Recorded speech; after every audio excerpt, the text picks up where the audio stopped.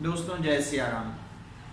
इस वीडियो में हम बात करेंगे पुराण की उस कथा की जिसमें भगवान शंकर जब डमरू बजाते हैं तो उस डमरू से जो नाद उत्पन्न होता है, जो गूंज, जो स्वर, जो ध्वनियाँ उत्पन्न होती हैं, वे किस तरह से अक्षरों में तब्दील होती हैं। अक्षर शब्द बनते हैं, शब्द से व्याकरण लगा के भाषा, और भाषा विचारों को लिए हुए होती है, और विचार जब अपने चरम पर पहुंचते हैं तो किस तरह से भाव में परिणत होते हैं, और वह भाव से एक सारा दृश्यमान जगत उपस्थित होता है जिसमें हम राम राज्य की कल्पना करते हैं। निश्चित तौर पे भगवान शंकर के डमरू से किस तरह से दृश्य की, संसार की उत्पत्ति होती है, यह हमने पाया। एक शब्द है दीनार। इस वीडियो में विशेष रूप से उसी के ऊपर बात करेंगे। जी हाँ, यह सऊदी अरब अमीरात में चलने वाला दीनार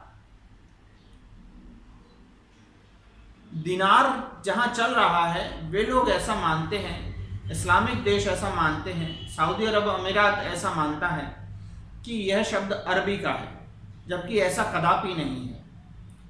यह शब्द मूल रूप से संस्कृत भाषा का है, और मेरे पूज्य गुरुदेव स्वामी सत्यमित्रानंद गिरी जी महाराज, जिन्होंने प्रवचन की जब अपनी श्रृंखला आरंभ की और पूरे विश्व विख्यात हुए और सारे विश्व में उनके प्रवचन हुए, तो उसको वो शुरू करते हैं आध्यात्म रामायण से। आध्यात्म रामायण का उन्होंने स्वाध्याय किया और उसके बाद उन्होंने प्रवचन अपने देने शुरू किए। आध्यात्म रामायण को जब पढ़ते हैं तो वहाँ प्रसंग आता है भगवान सीताराम जी के विवाह के संबंध में, जब राजा जनक स्वर्ण मुद्राओं के रूप में दिनार, बहुत से दिनार राजा दशरथ को देते हैं।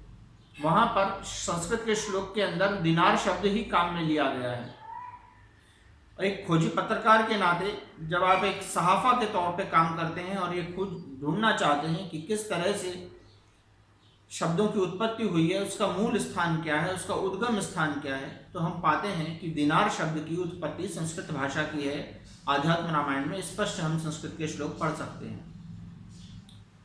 तो ऐसे दिनार को इस्लाम को मानने वाले कहते हैं कि यह हमारा शब्द है, जबकि ऐसा नहीं। प्रत्येक शब्द की उत्पत्ति का एक मूल उद्गम स्थान होता है, उसको जब हम खोजेंगे तो हम पाएंगे। भगवान रामकृष्ण परमहंस बहुत अच्छा कहा करते थे कि जिस तरह ईश्वर, भगवान, गॉड, अल्लाह, उस सबका मायना एक ही है, उसका भावार्थ एक ही है।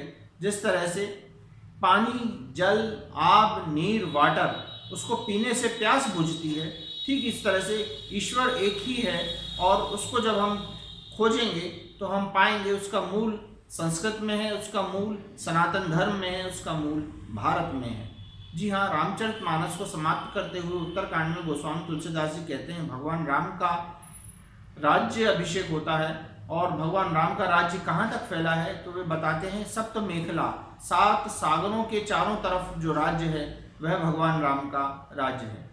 तो हम बात कर रहे हैं सनातन धर्म की, संस्कृत की, शब्दों की उत्पत्ति की, उनके मूल की। सनातन धर्म सारी सृष्टि में राम राज्य की स्थापना करने में समर्थ है। आएं, विश्वास करें और आगे बढ़ें। शब्दों को विराम। आप सब में व्यापक परमात्मा को प्रणाम। जय सिया राम।